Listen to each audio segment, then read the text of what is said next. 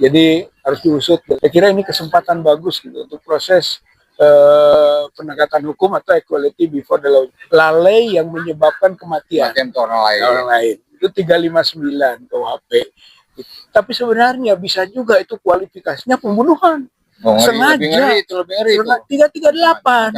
Akibat dari satu perbuatan orang yang di atas yang akhirnya menanggung tanggung jawab justru yang di bawah. Periksa Deddy Mulyadi, juga periksa Irjen Karyoto.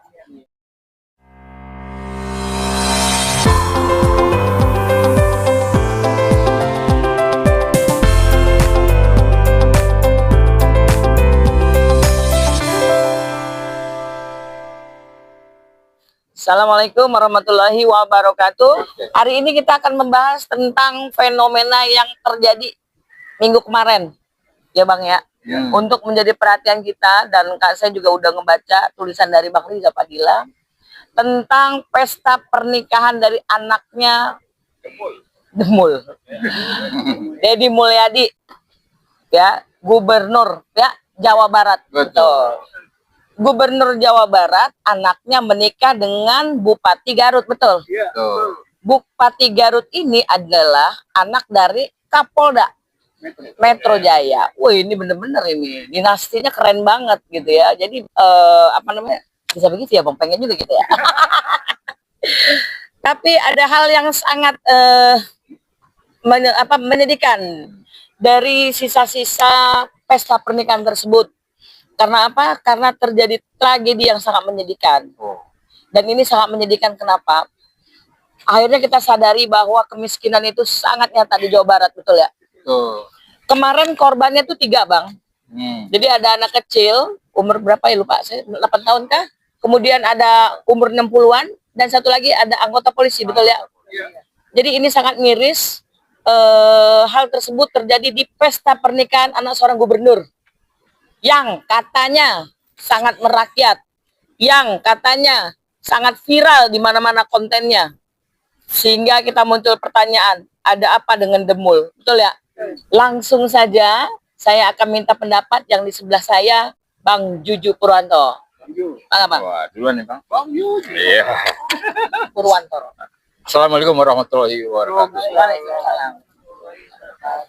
Makasih sudah dikomentari oleh rekan Murni, Mary, Bang Rijal, Kang Rijal sebelah saya, dan ibu-ibu, mama semua aktivis kita. Jadi memang betul kalau kita mendengar berita 2 hari yang lalu kemarin kira-kira itu kita sama-sama miris sebetulnya, miris dan prihatin. Kenapa? Karena di tengah kemeriahan di pesta para pejabat kita, ya, anak raja katanya gitu. Dia kan panggilnya raja ya? Wah, bukan main. Ada raja di Indonesia ini ya, walaupun kita negara republik ya. Tapi ada juga yang menyebut raja. Ada satu lagi tuh raja yang di Jawa Tengah tuh, yang lupa. Raja Jawa katanya. Raja Sunda. Di sini Raja Sunda sekarang ya. Gimana kalau negara republik ini udah ada menyebut raja-raja, kan repot ya. Kita kembali ke zaman era sebelum kemerdekaan dulu, kerajaan tuh kan, raja-raja. Jadi miris kita di mana dalam di tengah arena keramaian itu, atau katakanlah pesta pernikahan putranya Bapak KDM ya. Iya. Demul. Dan putrinya salah seorang wakil bupati. Bupati mana itu? Garut. Bupati Garut. Bupatinya. Oh, bupatinya Bang, bukan wakilnya, bupatinya langsung. Nah, bapaknya bupati itu, wakil bupati. Kapolda Metro Jaya. Bapaknya wakil bupati itu Kapolda Metro Jaya. Bebesanan nih Demul. Nah, ini oke, siapapun tentu tidak mengendaki ya, tidak mengingini peristiwa, katakanlah peristiwa accident ini seperti itu. Karena yang paling miris depan kita, masa iya tidak bisa diantisipasi pengunjung atau tamu itu yang sedemikian membludak, diperkirakan lebih dari 1.000 orang ya. Lebih dari 1.000 orang. 5.000-an. Kira-kira begitu. Jadi sekitar 5.000-an orang itu apa tidak diprediksi kalau memang mereka sudah mengantri, mengular sedemikian rupa, dan mengantrinya juga mengantri jatah makanan kan begitu. Kita kan sangat prihatin dengan tragis itu, sampai akhirnya terjadi ya siapapun lah, kita mengantri sesuatu makanan atau kue dengan 100-200 orang aja juga sudah, kalau tidak diantisipasi ketertibannya juga akan ricuh banget gitu. Dan ini memang faktanya seperti itu. Jadi saya nggak, atau kami ini nggak habis pikir ya, kenapa aparat keamanan situ maupun panitia resepsi pernikahannya tidak mengantisipasi hal ini, sehingga akhirnya terjadi tragedi kematian sampai akhirnya satu orang polisi ya, aparat polisian jadi korban, 2 orang penduduk jadi korban, demikian.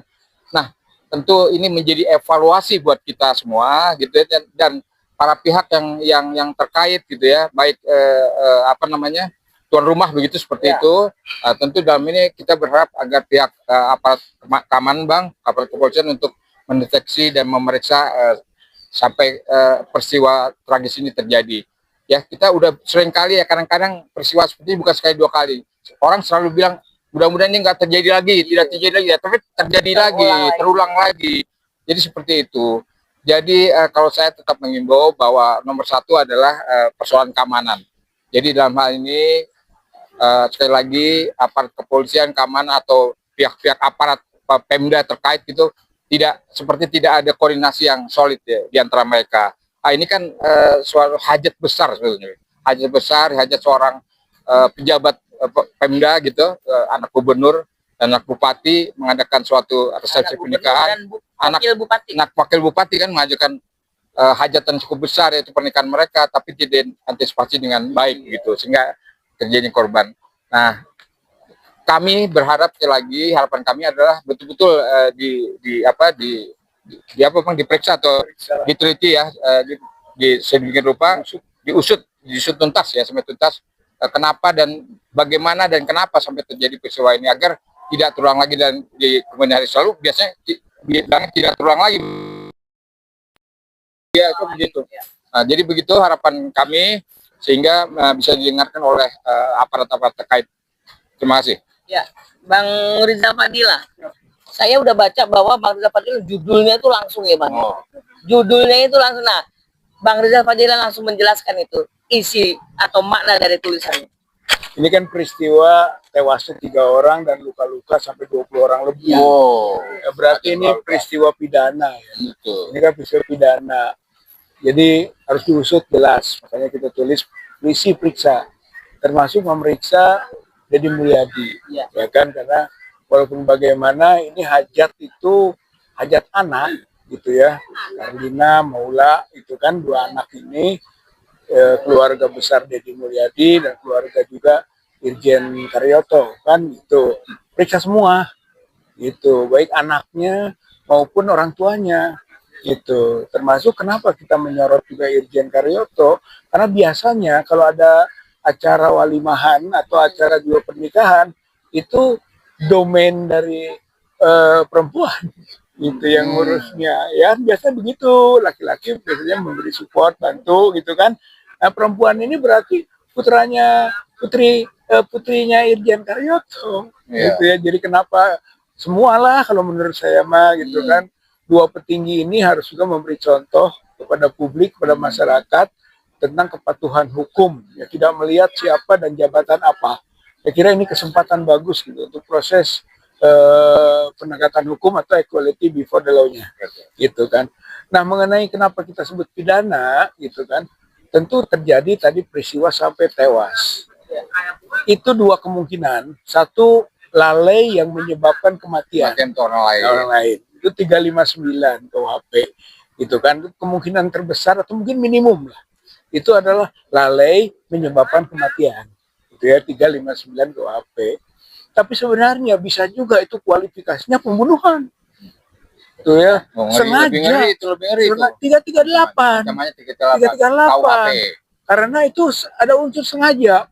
Sengaja dari mana? Sengaja itu ada 3. Ada yang disebut dengan offset als oogmerk, gitu ya. Sengaja dengan tujuan.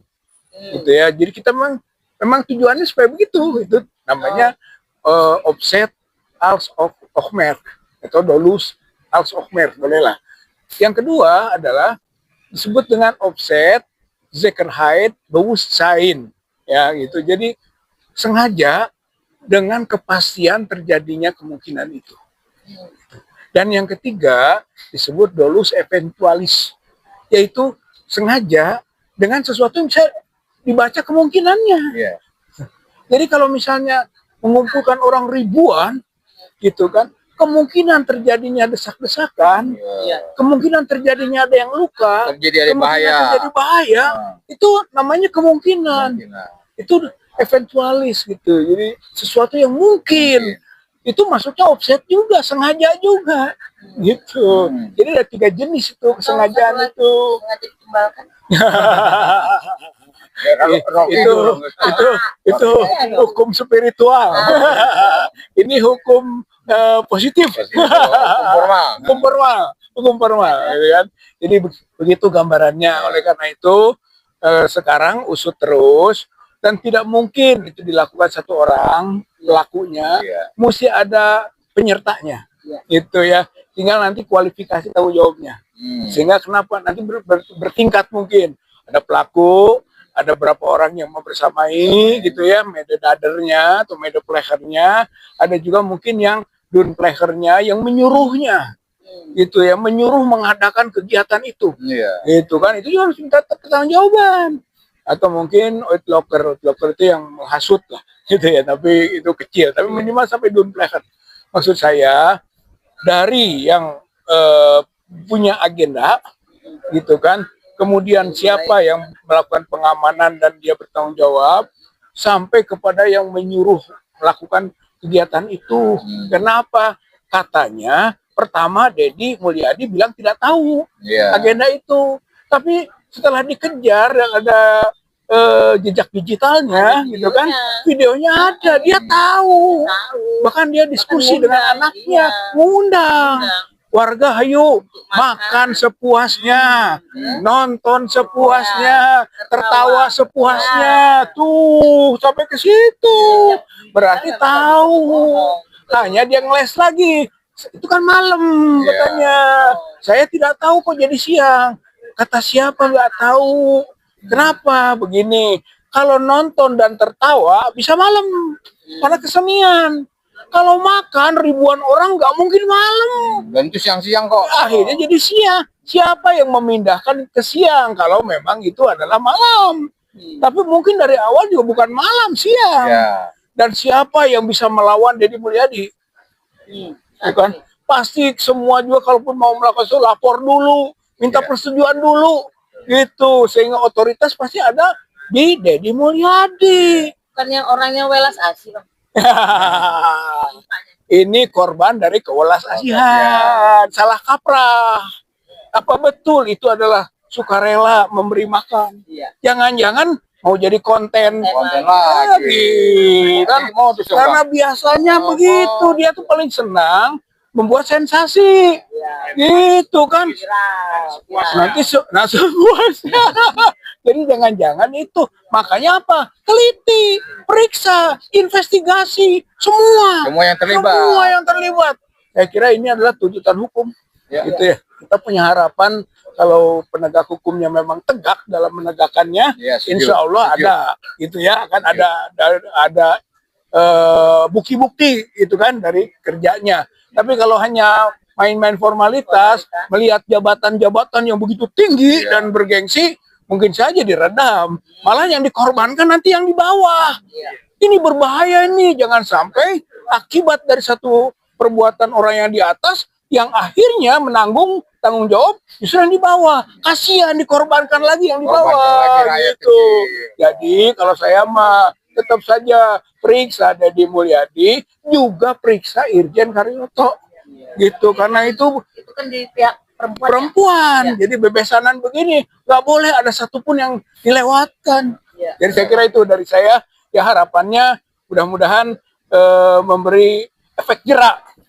Jangan sampai urusan walimahan begini dimain-mainkan, gitu kan, dijadikan tadi sensasi. Oh, saya kan orang terkenal, pasti banyak yang mau bertemu, mau memberi selamat. Udah kita adakan aja acara makan seperti ini, sembrono kebaikan, gitu kan. Jadi apakah betul itu welas asih yang dia sebut tadi itu, atau itu juga bagian dari akibat kualatnya, gitu kalau dalam tanda kutip ya, kualatnya mengganti rumah sakit al-ihsan yang sudah bernuansa agama dengan sesuatu yang bernuansa budaya yang membentur agama. Saya kira ini juga perlu menjadi perhatian dalam konteks keagamaan. Gitu. Terima kasih. Bang, sejauh ini abang udah tahu belum proses sudah sampai mana? Ya belum, karena hanya dia baru menyatakan bahwa saya siap diperiksa. Hanya baru begitu aja. Tapi apakah sudah ada langkah pemeriksaan dari Polda Jawa Barat atau belum? Saya tidak tahu. Kalau misal itu kan ada korban 3 nih. Kalau misalnya membayar korban aja dengan jaminan katakan ya si anak itu atau keluarganya atau siapa misal ya, apakah itu bisa Bang diterima? Nanti mau ditambah ya. Nggak bisa. Kalau peristiwa pidana gitu kan, walaupun memaafkan itu tidak menghapus pidana. Gitu. Itu hanya bisa nanti menjadi pertimbangan pengurangan. Gitu, keringanan gitu kan dari sesuatu pemidanaan. Tapi proses pidana tidak bisa hapus gara-gara dia menyantuni 150 juta satu orang, ya kan, selama ini dia lakukan itu, kemudian seolah-olah sudahlah saling memaafkan. Oh, nggak bisa. Ini bukan delik aduan. Ini delik umum, gitu kan. Pembunuhan ataupun kematian seperti ini itu delik umum. Nggak bisa dengan dimaafkan selesai. Nggak bisa. Dalam pidana nggak berlaku itu. Kalau untuk yang 359 5 tahun gitu kan. Ya, atau 55 itu ya. Atau kalau yang itu lebih berat lagi 338, 20 tahun sampai bisa 20 tahun itu kalau dengan beratnya gitu kan. Tapi itu termasuk kualifikasi pidana yang pembunuhan. Ada perencanaan juga. Kalau perencanaan nanti 30 kena ya gitu. Kalau memang itu ada rencana, tapi kayaknya rencana tidak. Tapi kemungkinan pada 338. Jadi 359, 338. Termasuk ya minimal 5 tahun lah. Bang Juju, kalau misal nih ya ternyata penyelidikan kepolisian atau aparat cuma sampai segitu aja, kita harus melakukan apa nih Bang? Kok sepertinya apa namanya takutnya ada pembiaran lagi, kan maklum tuh Bang, gimana Bang? Iya, seperti kita ketahui kalau persoalan hukum ini menyangkut pejabat negara, apalagi yang top tadi kan, gubernur sampai Kapolda itu kan biasanya Bang, seolah-olah yang top atau yang di top kan? Iya, begitulah ya kan. Kita jangan terbiasa, jangan dibiasakan hal melanggar hukum dengan memaafkan, dengan kompensasi Bang. Ya dibayar sekian selesai, tidak. Tadi seperti Bang Rijal katakan bahwa ini unsur dolusnya kalau menurut saya istilahnya sudah pasti, sudah jelas ada gitu ya, ada korban yang meninggal gitu. Jadi ini tidak menghapuskan unsur pidananya dalam hal ini. Artinya prosesnya harus tetap berlanjut Bang. Persoalan bahwa ada musyawarah, ada kadede ya Bang ya, istilahnya kadede itu wajar-wajar saja ya. Ada kerugian ganti santunan seperti itu wajar, tapi tidak menghapuskan unsur pidananya. Jadi kami berharap sebagai wakil rakyat ini agar kasus-kasus seperti ini, apalagi menyangkut yang kaitannya dengan pejabat negara, janganlah dibiasakan karena seorang pejabat dia kebal hukum kan gitu. Equality before the law kata Bang Rijal tadi, ya harus terapkan pada semua orang. Ya, obstruction of justice tidak ada karena mereka pejabat polisi, kayak pejabat Pemda kayak Bang ya. Itu tidak ada lagi. Kalau giliran sama masyarakat kecil kok cepat sekali Bang prosesnya, ya cepat sekali ya. Nah itu harapan kami, hukum harus tegakkan setegak-tegaknya begitu. Terima kasih. Kalau memang cuma di stop sampai di sini saja, apa yang bisa kita lakukan Bang? Ya. Saya kira ini kan persoalannya persoalan publik, persoalan masyarakat. Jadi memang public domain, kawasan masyarakat. Oleh karena itu masyarakat yang harus justru memberi pelajaran, gitu kan, maksudnya desak terus, gitu ya. Boleh. Satu, yang kedua keluarga korban tidak boleh menganggap selesai karena tadi bukan delik aduan. Kalaupun dia mungkin memaafkan, menyelesaikan, sebenarnya keluarga korban itu masih punya hak. Kompensasi masih punya hak dia. Masih punya hak untuk meneruskan proses ini. Betul. Jadi sebetulnya ada pengawasan di keluarga korban, kedua pengawasan di kalangan masyarakat publik. Terus saja desak gitu kan, karena ini juga jadi pelajaran buat Deddy Mulyadi juga yang terlalu banyak acting gitu kan. Kadang-kadang justru nyerempet ke urusan yang prinsip, yang fundamental soal agama gitu kan. lihat orang mulai mengkritisi gitu kan tentang perilaku keagamaannya gitu, kadang-kadang nyerempet-nyerempet tadi gitu kan, berbau-bau mistik gitu. Saya kira harus diberi pelajaran ini gitu kan, jangan sampai lewat begitu saja lalu makin cek bahasa Sunda nama beki maceh gitu kan, makin Kalau orang awam jadi kualat bang, kualat. kata orang awam gitu. Terus-terusan gitu kan, makin wah yang begini aja udah lalu. Jangankan itu, korban aja nggak bisa kita atasi kok, yang meninggal saja bisa kita lewati. Lalu dia makin seenaknya. Wih, bahaya sekali. Masyarakat Jawa Barat, masyarakat kritis, masyarakat mungkin juga akademis, masyarakat yang punya kapasitas untuk penilaian terhadap perilaku seseorang. Jangan sampai gara-gara pemimpinnya bobrok, pemimpinnya brengsek, lalu rusak dan akibatnya menanggung semua kita. Nah, Ya. ini sehubungan dengan viralnya si gubernur ini, Bang. Iya. Menurut pandangan abang, kita kan sudah punya pengalaman 10 tahun kemarin. Ya kan? Itu kan baik konten juga, masuk gorong-gorong. Nyesel juga kenapa dulu nggak kita tutup gorong-gorong itu ya. 10 tahun hancur gitu loh. Oke. Ya, jadi jangan sampai from Mulyono to Mulyadi. Sama mau gemul. Ada media ada yang mau tanya nggak? Cukup ya? Oke. Baik, terima kasih kepada Popole TV, ES Channel, kemudian Mary Samiri TikTok, Hani TikTok. Hani TikTok apa YouTube tuh, Hani TV ya. Hari ini pembahasan kita tentang demul dengan perhatian kita yang harus ketat. Kenapa? Karena ini sudah kena nyawa. Ya. Jadi untuk berhati-hati juga tindakan dari demul tadi, jangan sampai ya, kayaknya dia terlalu melangkahnya tuh terlalu cicilannya, bener ya, semua dia mau campurin, semua dia mau ini apa gitu ya. Memang bagus lah, kemarin dia ngasih duit ke Gen Z juga ditolak tuh. Malu juga dia tuh kan. Nah, kita juga harus ketat ya terhadap upaya-upaya dari pejabat atau calon pejabat yang begini nih, yang maunya cuma terkenal gitu ya. Entah maksud dan tujuannya apa, ya jangan sampai terulang lagi lah kita punya pemimpin yang cuma terkenal di medsos, betul ya? Nah, demikian semoga apa yang kita sampaikan hari ini membawa manfaat.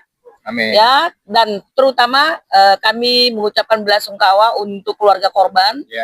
Ya, memang ini adalah musibah dan tetap proses hukum akan dilanjutkan ya. Baik, terima kasih. Assalamualaikum warahmatullahi wabarakatuh. Waalaikumsalam warahmatullahi wabarakatuh.